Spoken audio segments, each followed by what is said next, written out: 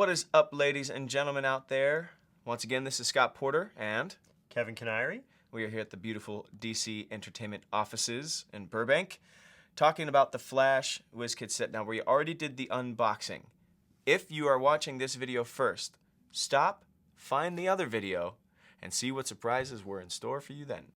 This is where we're going to get a little bit more in-depth into the powers, look at their cards, look at some of the new theme keywords, some of the new teams that we have in this set, and see how they all kind of interact. See if there's any new type of game mechanics. I think we're definitely going to have something in the realm of the Speed Force. We have some of the commons, some of the uncommons, some of the rares, some of the super rares. Guys that tickled our fancy, either some of my favorite characters or Kevin's favorite characters. I'll take a look at their cards and take a look at their figures one more time. And let's start with Jay Garrick.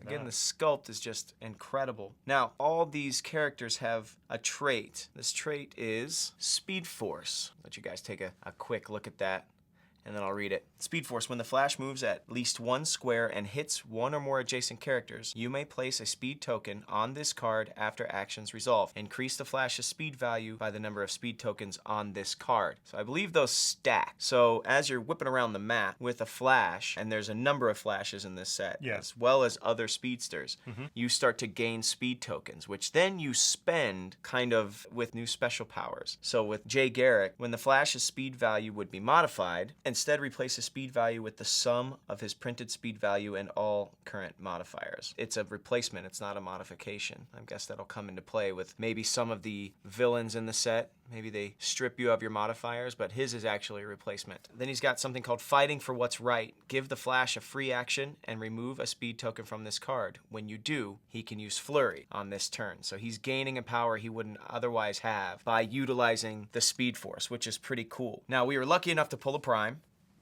We pulled Rival. Yes, we did. Well, he also has Speed Force, which again, if he moves one square and hits one or more adjacent characters, you can place speed tokens on his card. Now, when Rival, he has something called Unstable Formula. When Rival would be given a speed token, roll a d6. On a 1, he gets no tokens. From 2 to 5, he gets a token normally, but if he rolls a 6, he gets 2 tokens. So he has a chance to kind of double the amount of speed tokens that he has. That'll allow him to kind of use this special power here, becoming ethereal. If Rival has at least one speed token on this card, he can use energy in shield deflection and hypersonic speed. If he has at least 3 tokens on this card, he can use impervious and deals penetrating damage. If he has at least 5 speed tokens on the card, he can use mind control as a free action with a range equal to the number of speed tokens he has on the card. So I had thought earlier that it might have been under the rule of 3, where you can only have 3 speed tokens. Apparently, they just stack and stack and then use them to spend. We'll look at his dial again, and he actually doesn't show hypersonic speed on his dial. The only way he gets hypersonic speed is if he has 3 speed tokens on his card. So that's a really cool way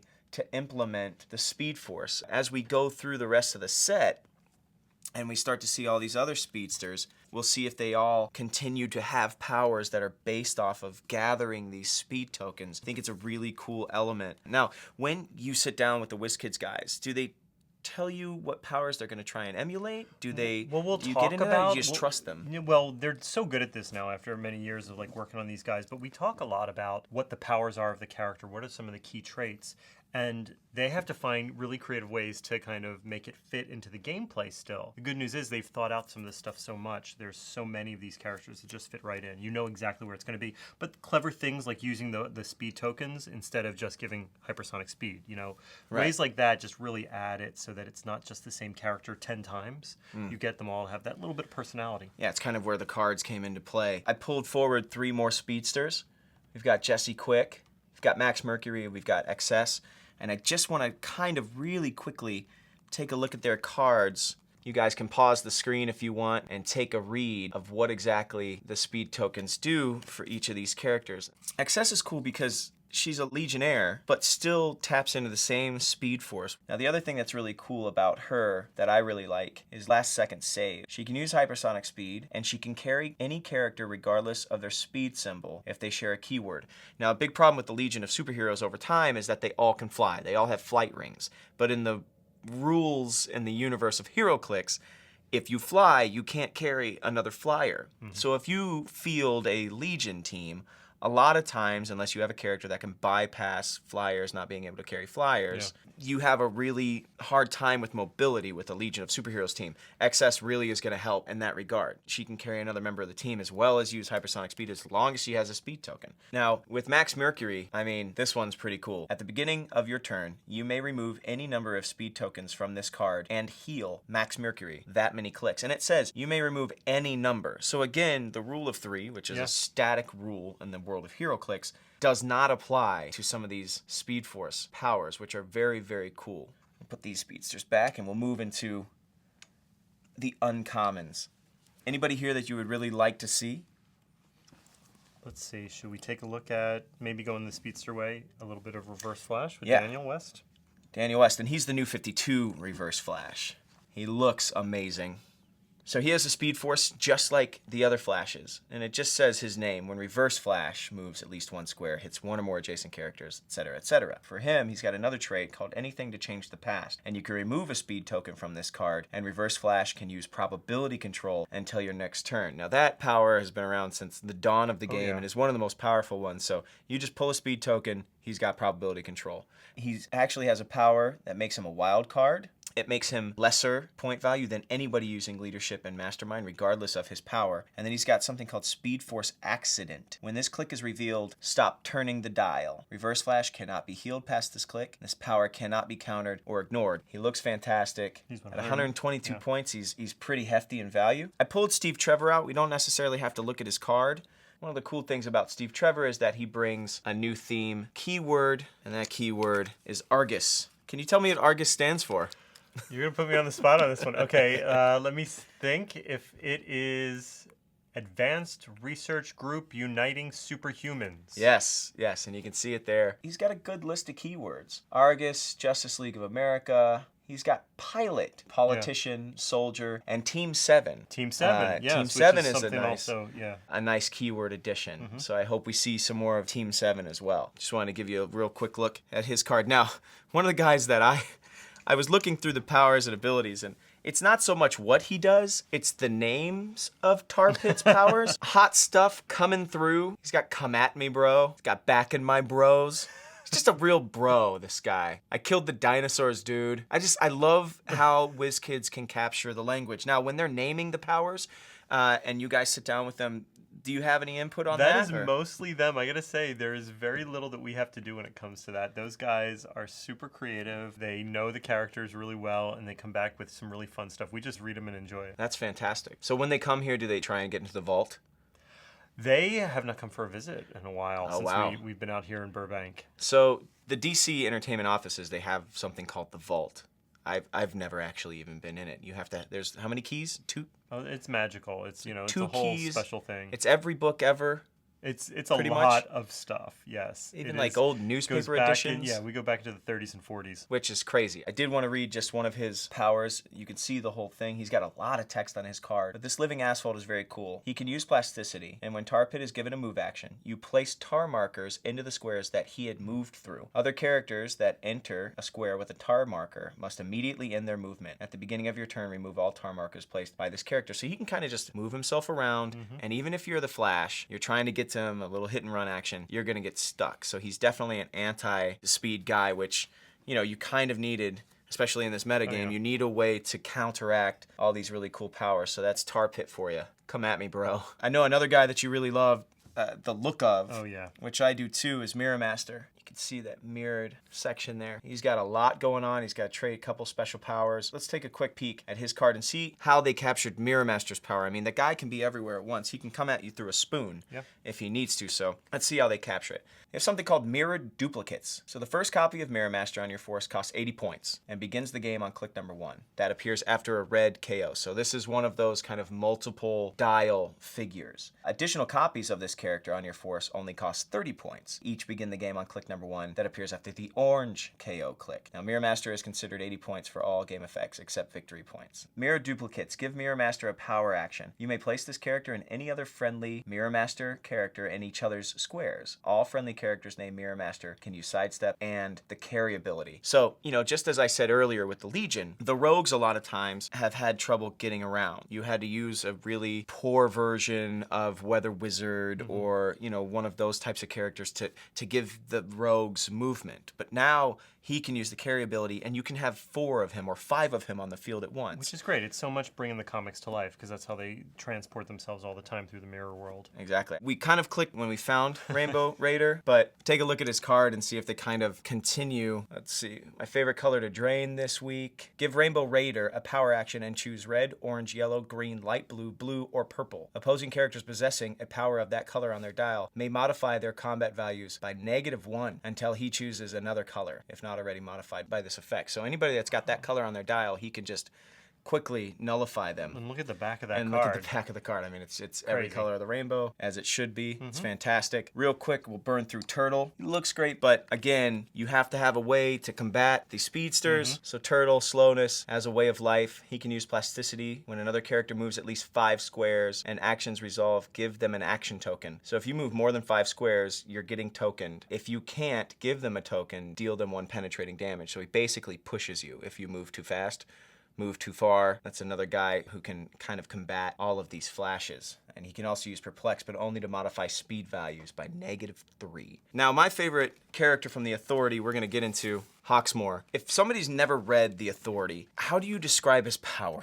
He talks to cities and urban life. So all of his power comes from communicating with the actual history, story, life force of the city in a way. And he doesn't wear shoes, right? Yes, that's he how wants to get that direct contact with the ground. So I love in the sculpt that he doesn't have shoes on. He's got bare feet. I just want to take a look, see these powers that he's got here. Got something called the City Rejects You. Hawkmore can use Stealth at the beginning of your turn if it's your 3rd turn or later. Deal 1 penetrating damage to each other character occupying any player's starting area. They just hang out in the back and hope to not get hit. He's kind of an anti-turtling.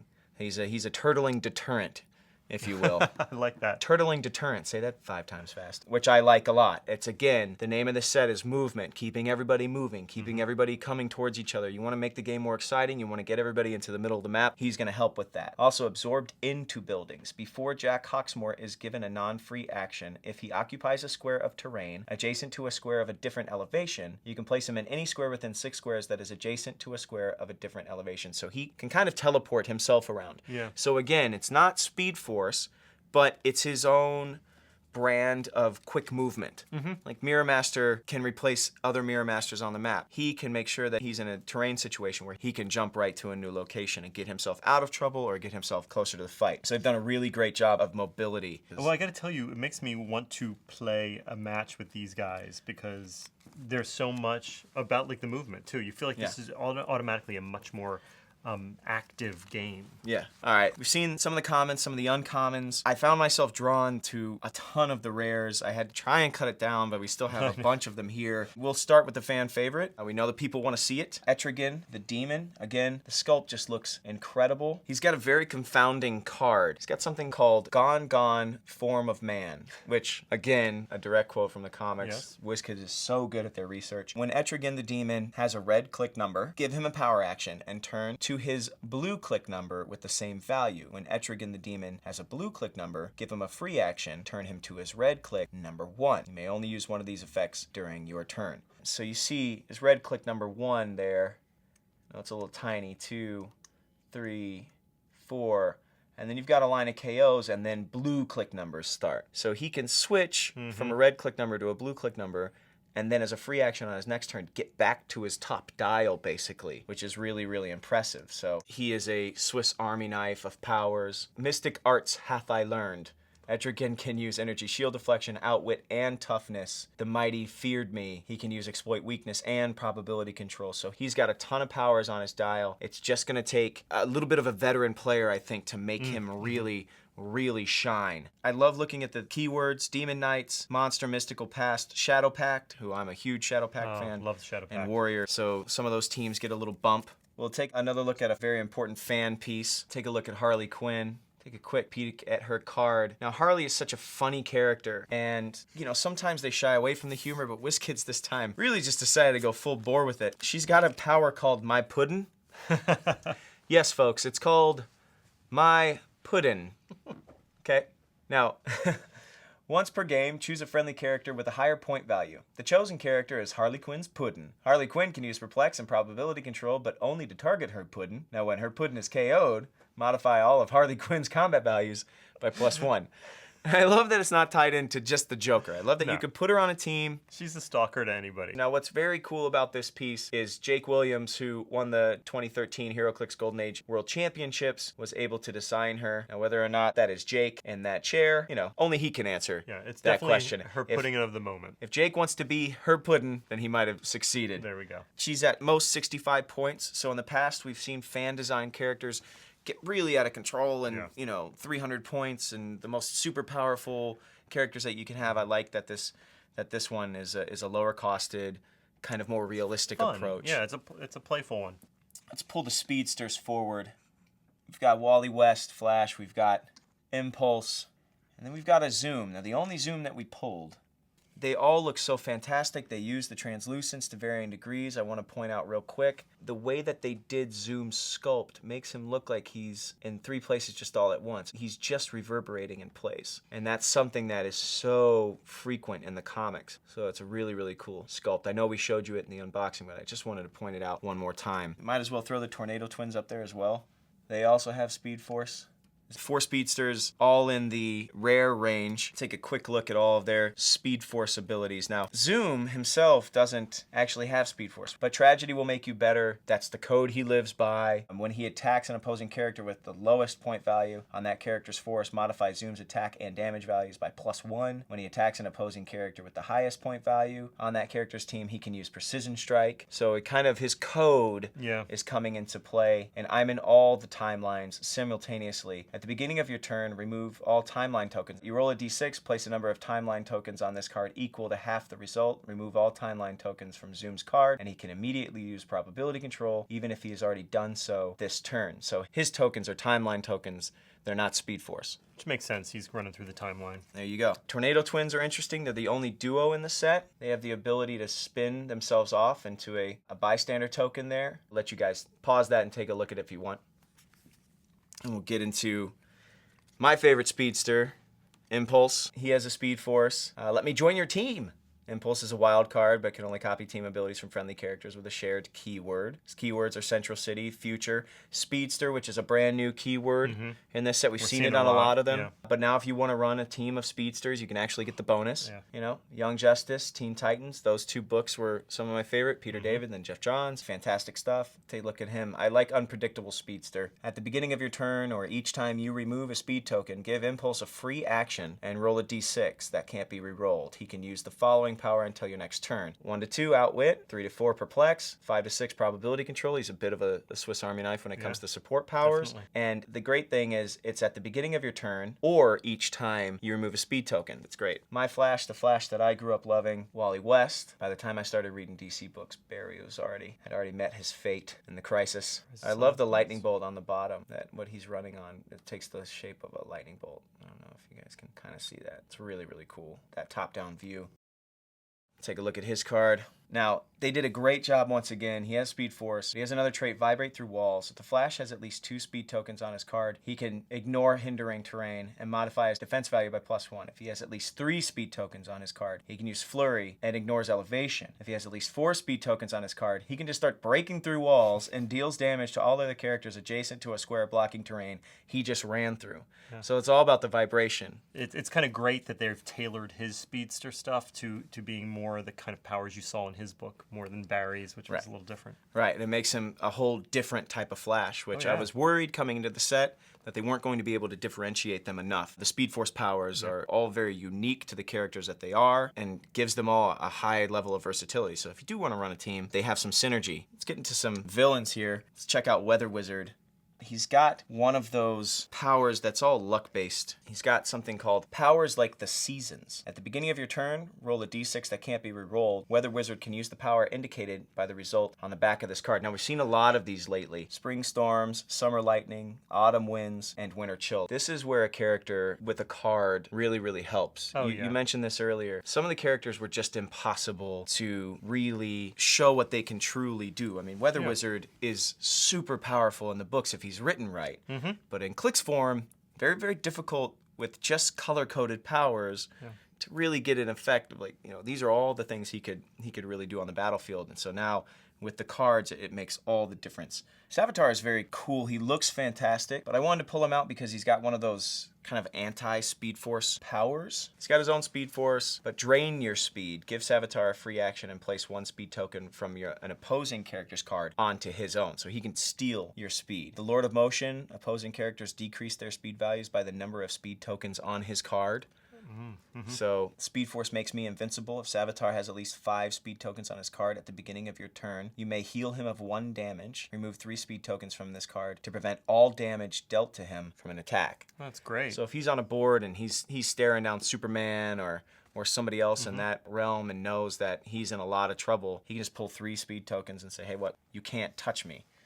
Super cool power, great sculpt again. I mean, I've said it before, I will say it again. This is the best looking set of HeroClix I have seen. For those Authority fans out there, we have Midnighter. Everybody always wanted to know what would happen between Midnighter and Batman. Well, now you can find out. Who wins a fight between Midnighter and Batman? Batman always wins, but I think Midnighter would give him a run for his money. What do you think, Batman? Right? Huh? What do you He's think? staring you down. That's why I know. he's dancing. He's just so angry with me right now. All right, let's see how they do the Midnighter. Of course, these characters are a little bit more adult. They were able to be a little bit more violent, and Midnighter was probably at the fore of that. Take a quick look. I know what you'll do. When an opposing character uses Close Combat Expert, they can only use it to modify one value by +1. So he kind of neuters an opponent's offensive abilities. We fought this fight in my head already. Love that. When Midnighter targets an opposing character with a close combat attack, until your next turn, modify that character's defense value by -1 and ignore any other modifiers to that character's defense value. So he ignores any modifications. He takes it down by 1, but the rest of your team also gets to take advantage of that. So he's not only helping himself in that regard, he's helping the rest of the team as well. Cybernetic implants, revenge for Apollo. The answer is always ultra-violence. Goes right with what I was saying. Yeah, there you go. You called it. Go for the soft spots. Midnighter can use Exploit Weakness and Outwit. If he uses Outwit to target an adjacent character, he can use Plasticity and can't be ignored for movement purposes. That's great. So he's like all over you. And if he gets up next to a Flash, basically, you know, he's making that Flash even stay put. Want to take a look at Amanda Waller real quick. Another character that got a remake. Special Recruit. When you build your force, choose a character with the Arkham Asylum, Injustice League, Rogues, Secret Society of Supervillains, or Society keyword. That character has the Suicide Squad keyword for this game. So tying it back into the Flash, she can take a member of the Rogues, make them a member of the Suicide Squad, a la Captain Boomerang. She's got behavior collars. I'll let you take a look at what that does. Once again, you guys can pause anytime you want and read everything. I'm sure you'll break them all down like you did last time. Team 7 shows up again. All right. That's it. We're almost done. We've just got 6 characters left that we kind of wanted to take a look at. The super rares that we pulled today. Yeah, they were really You had a cool good time? ones. Oh, my God, yeah. You want to play more often again? I want to play. We need to set up a play time. right now. We're gonna play as soon as we get done. I want that side, though. You can have this side. Okay. All right. You're a little rusty. I'll give you this side. All right. Let's take a look at. Let's go with your favorite guy first. Let's go with the little elongated man. I know. How cool is that? He looks great. Let's see what he does. Here's his card. So, of course, Elongated Man ignores Hindering Terrain. He ignores Elevation. He has something called Gingold Soda. Elongated Man can use Plasticity. Opposing characters within 2 squares and line of fire treat Elongated Man as adjacent for movement purposes. So, from a couple of spaces away, lock you down. Again, a character that can kind of put a halt to all the speedsters in the set. Closing in on a suspect, Elongated Man can use Barrier, Combat Reflexes, and Willpower. My nose is twitching.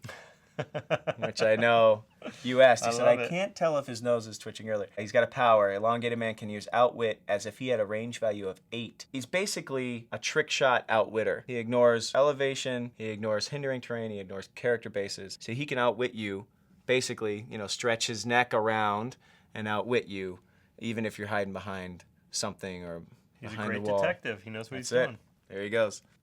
I want to take a look at one more authority member, Engineer. Again, a character that was just so powerful in the books. How are you she gonna? was very powerful in the books. How are you gonna make her into an actual clickable character? Well, you give her varying starting line. She can be 175 points or 90 points. She has 2 traits. This one is what really does it for her. 9 points of liquid machinery for blood. Give Engineer a free action and choose a standard speed, attack, and damage power. She can use those powers until her next turn. So if you want to give her hypersonic speed, psychic blast, outwit, you can do all of that. So it really shows, kind of her versatility. Yeah.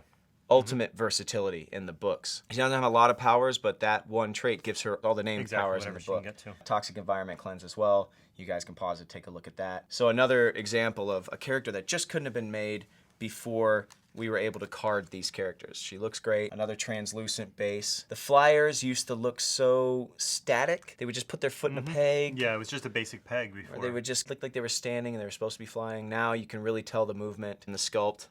Go with Gorilla Grodd next. I mean, if you are a Flash fan, you know all about Gorilla Grodd. He is the baddest of the bad. At first, yeah, you think, oh, he's a giant gorilla. But then the stuff that he would do, the lengths that he would go to, he can be really, really such an evil character. He looks great. We'll look at his card.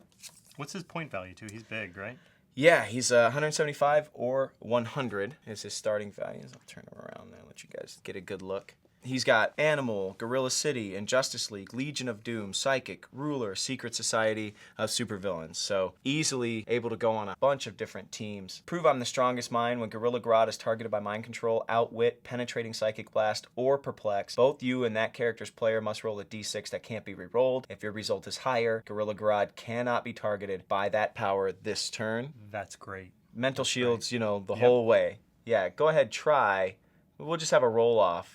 I might be better than you. Master the Mind, Destroy the Mind. Gorilla Grodd can use Mind Control and Psychic Blast. When he uses Mind Control and hits all of his targets, after actions resolve, he can use Psychic Blast as a free action. Gorilla Grodd is not dealt unavoidable damage from Mind Control. So he avoids damage. If you are going to Mind Control Wonder Woman, The Flash, and Superman all at once, assuming you hit all 3 of them, you can turn around immediately and use Psychic Blast on each of them.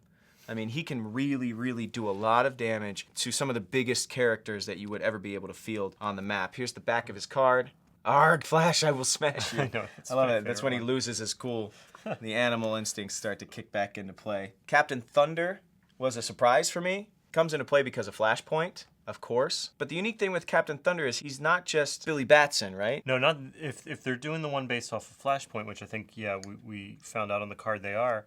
Then in that case, it's the entire Shazam family that combined together to form Captain Thunder, which was the alternate reality version of Captain Marvel / Shazam. Exactly. And that's, if you look at the card, as Kevin just kind of commented on, changed back to the 6 kids. So obviously, it's like Darla and Mary and Freddie, all of them, Pedro, they were all together. He has a bystander token trait as well, the last striped tiger of Kondak, and it's Tawny, of course, the talking tiger. You notice all of the, Zeus and Solomon and all of the named powers. But I love the one, you wouldn't hurt a bunch of orphans. Captain Thunder can use shape change and super senses. When this power is revealed due to taking damage from an opponent's attack, you stop turning the dial, remove all action tokens from Captain Thunder, and it can't be ignored. So again, it's one of those stop clicks. You can't just knock him out in one blow. Yeah. It stops on that click. He gets clear to tokens, and he can kind of reset himself. Really, really cool sculpt. It's just some of the best work I've seen them do. Real quick, just want to touch on a couple of villains. Well, I mean, depends on what story you're reading, but Shade and someone who's definitely a villain in Abracadabra. Abracadabra is funny, but let's look. Puppet transformation. When an opposing character targets Abracadabra with an attack and misses, that character has the tiny size symbol. Oh, okay. They shrink, basically, and modifies its attack and damage values by -1. This effect lasts until that character begins and ends the same turn with no action tokens. So they turn tiny, they lose attack and defense values, and they can't get rid of those modifiers until they just take a turn off. And that's just from shooting at him and missing. Selling the souls of others. Give Abracadabra a free action and deal 1 unavoidable damage to another friendly character that shares a keyword with Abracadabra and is within range and line of fire. When you do, choose any 1 standard power and Abracadabra can use that power until your next turn. So he's using his own powers to hurt your own team just so he makes himself more powerful. It's really, really on point for the character. There's the rest of his powers. And Justice Gang rogues. And he can fly, so he gives the rogue some more mobility as well. Kevin, are you excited? I am super excited about this. There's so many combinations and the ways, you know, already I just want to start forming teams. I think there's a lot here.